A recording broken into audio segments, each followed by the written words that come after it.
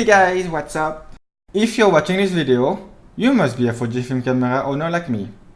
You own the X-T3 or maybe something similar like the X-T30, and after shooting a couple of videos, you have realized that all of your footage are quite shaky and you're looking for a way to stabilize all your shots.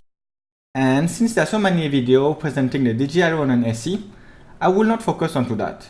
What I will talk about today is the compatibility between the Fujifilm X-T3 and the DJI Ronin SE.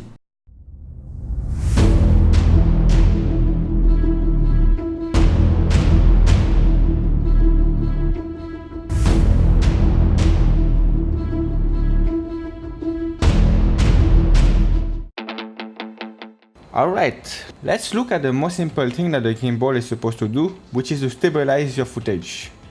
This is the most simple and basic shot that you can do with a gimbal, which is just walking normally outside.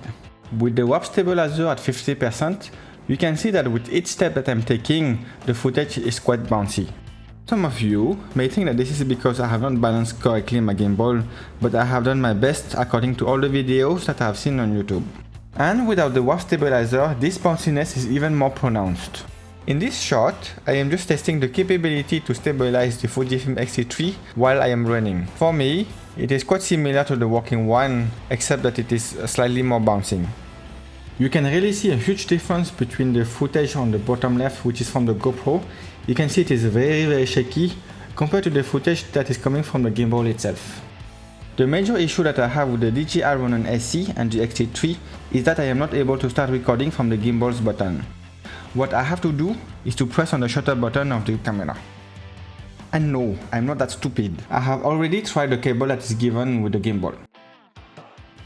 If like me, you don't own an external monitor, but you're still planning to do some low angle shot, you will be glad to know that you will be able to flip your LCD screen vertically without touching the gimbal. It's barely going through, but still manageable.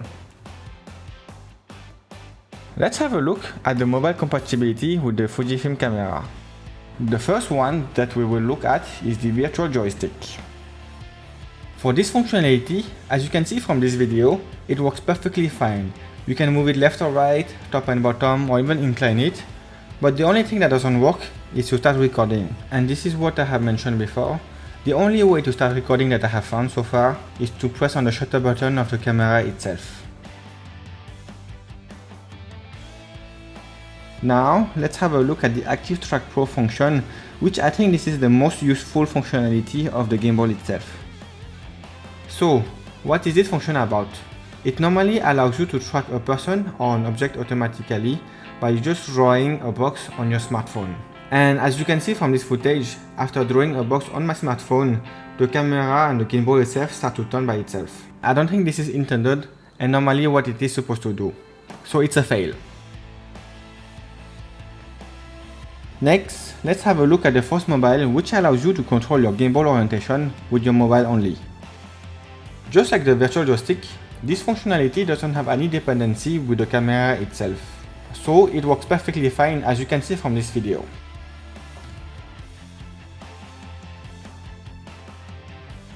And finally, we will look at the panorama, time-lapse and track option. I don't have much to say for these three, except that they don't work.